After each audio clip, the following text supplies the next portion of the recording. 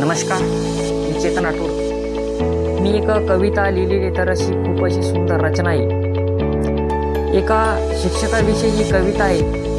तर अशी, गुरु हा काय असतो, गुरु हा आपल्याला काय शिकवतो, कसा शिकवतो, संघर्ष करायला शिकवतो।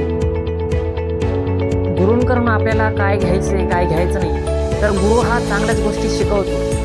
तर हा गुरुविषयी ही कविता मी लिहिलेली। तर कवितेचं शीर्षक आहे शिक्षक। शिक्षक हा गुरु असतो, कायम मुलांसाठी झटत असतो। शिक्षक हा गुरु असतो, कायम मुलांसाठी झटत असतो। चांगले पुस्तक आणि चांगले माणूस ओळखायला सांगतो।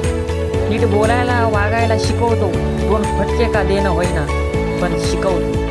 कायम मुलांसाठी झटत असतो। शिक्षक हा गुरु असतो, कायम मुलांसाठी झटत असतो। कुठे भेट झाली तरी चांगल्या गोष्टी सांगत असतो।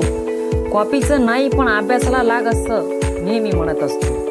ही तळमळ आणि बापाची तळमळ एकच असते। घरी बाप आणि शाळेत गुरु या दोघांची नजर मुलांवरच असते।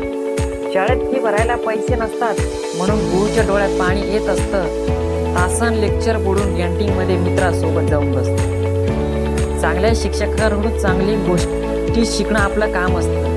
चांगल्या शिक्षकांकडून चांगली गोष्टी शिकणं आपलं काम असतं। परत संधी मिळत नसते। आयुष्य आलेले चांगले व्यक्ती आणि वेळ परत येत नसते। शिक्षक हा गुरु असतो, कायम मुलांसाठी झटत असतो। शिक्षक हा गुरु असतो, कायम मुलांसाठी झटत असतो।